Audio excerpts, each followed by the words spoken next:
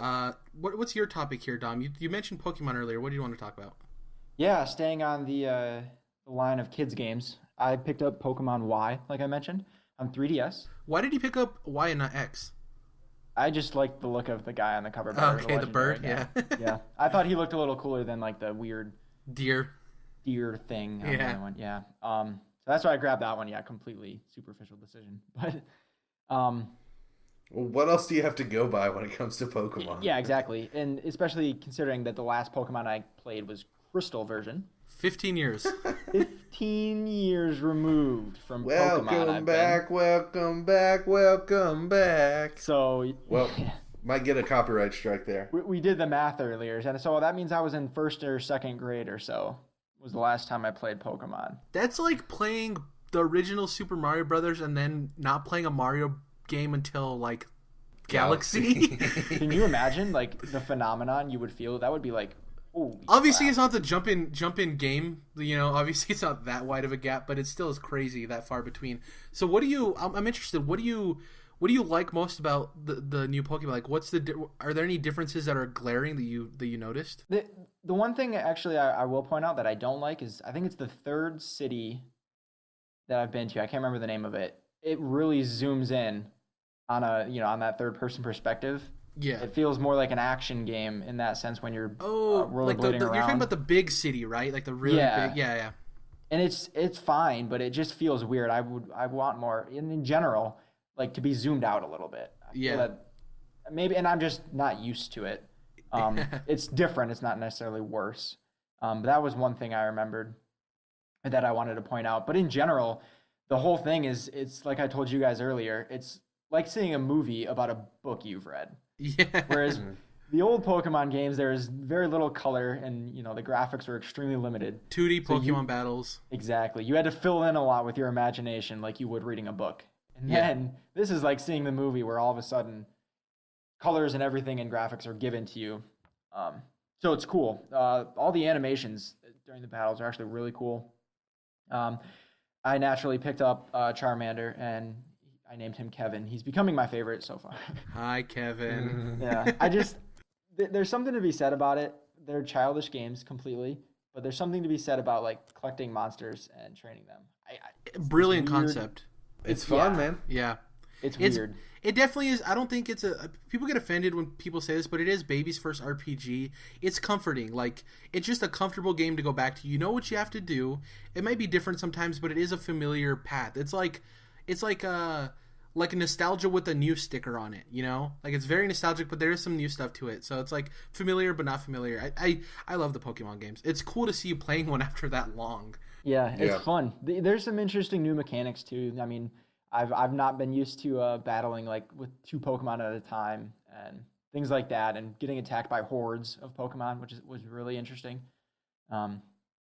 Yeah, it's interesting. I like it. It's easy too. It's a little more mindless compared to where I've been playing Fire Emblem, which is like difficult, like strategy. This is a little more like laid back. Like I'm gonna just walk around in the grass and train my little Kevin. So. And you went with your starter. You went with was Froakie, right? Yeah, Froakie. I thought he looked the coolest. I usually pick the fire starter, but I'm glad I didn't, obviously, because I'm knowing that I get a Charmander early on. Who are the It's starters sweet. in this one? It was Froakie, Chespin, and then the Fox one, right? Fennekin or Fenneker, something like that. Yeah, he was Fennekin, a fox-looking guy. Yeah, that's probably the worst fire starter out of all of the games. It's probably the worst looking one. The fire starters are always cool, and that one just isn't.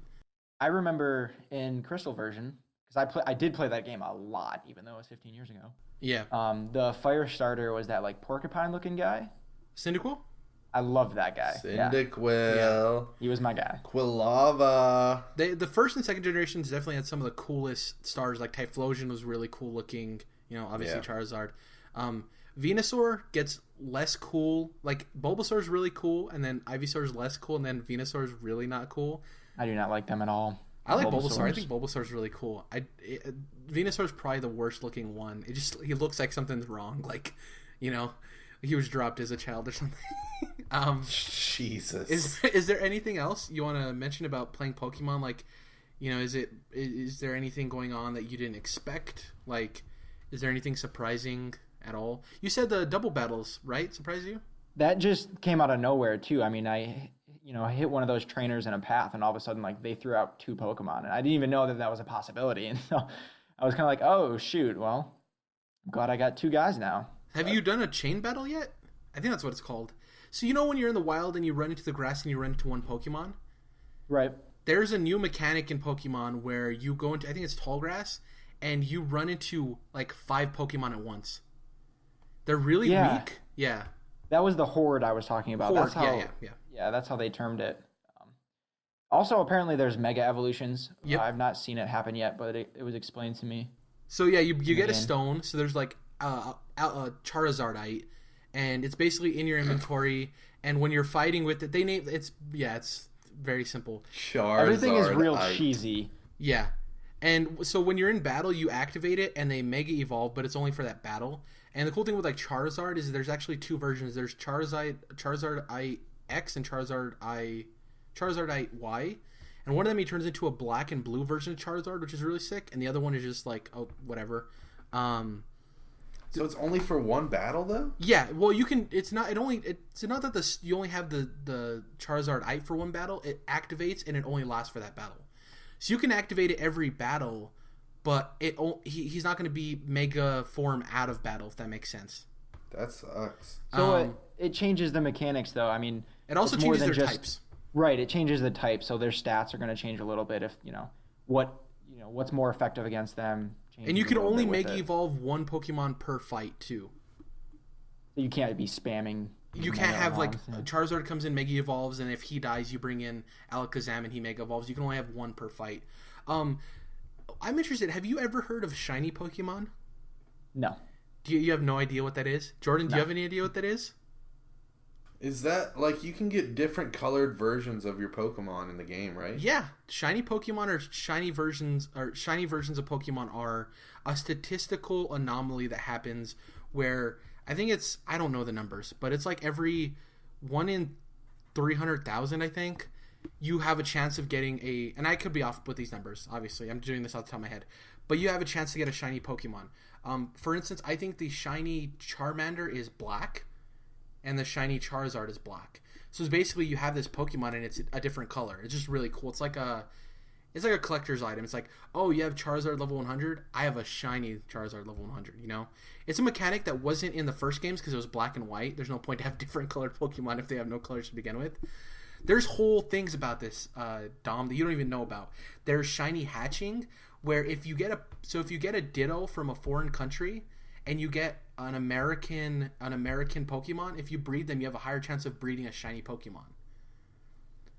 So it's like this whole like second tier level thing in Pokemon where people spend time trying to hatch shiny versions of the Pokemon they like. And it's more of like a New Game Plus thing. Like if you finish the game, it's like, I want to get shiny versions, right? I'm just surprised you never even knew about this. It's cool because you can even like Google some of the versions, and some of the colors they choose are weird. Like shiny Pikachu is slightly more orange. You can't even really tell. Whereas, like I said, shiny Charmander I think is black. So it's a complete aesthetic difference. So it's cool. It's something to Google in your spare time to just check out. Is there just the shiny versions, or are there like... I feel like I remember looking online and seeing like...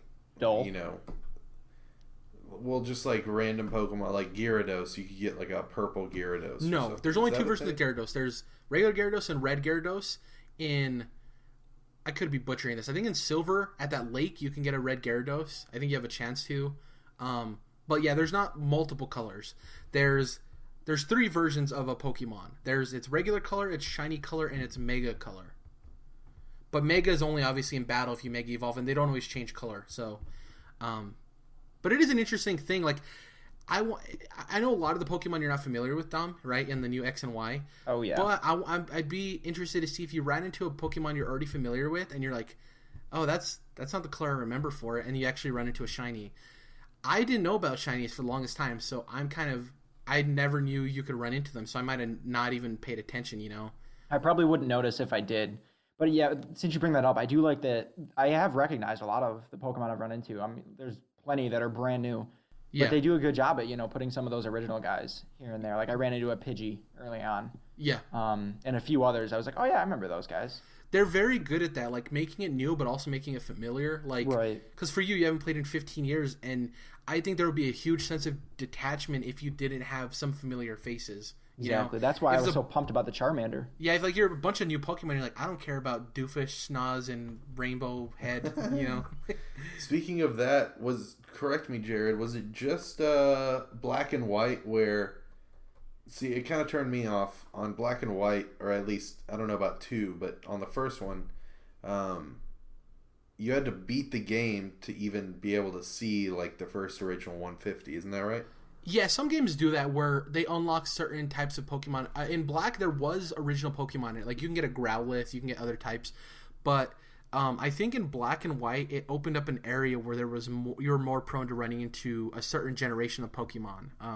Real quick, get into what we're going to be playing. Probably going to be playing some more Trials Fusion. Going to get back to Lords of the Fallen. And I'm going to see if I can get either Doom or Quantum Break on Redbox. Jordan hit me up with that smart idea, so I might end up doing that. Yeah, it's pretty much for me. Nothing crazy going on. What about you guys?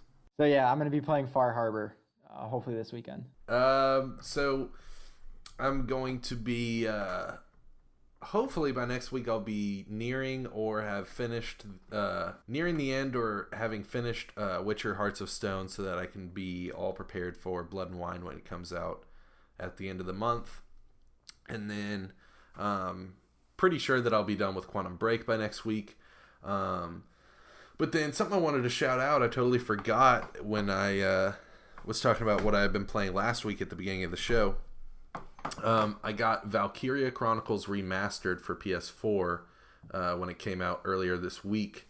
And it's really my first strategy game, to be honest. I played a little bit of the Blue Dragon sequel on DS. That was a strategy game. But other than that, I really haven't delved into strategy before or tactical role-playing games. So far, it's really good. I'm already about halfway through the game. I played a bunch of that this week, even though I forgot. But yeah, really enjoying Valkyria Chronicles Remastered. It's only $30 if you're looking for a solid strategy RPG. And I mean, really, PS4 is just like dying for a good JRPG at this point. So it's good to have that.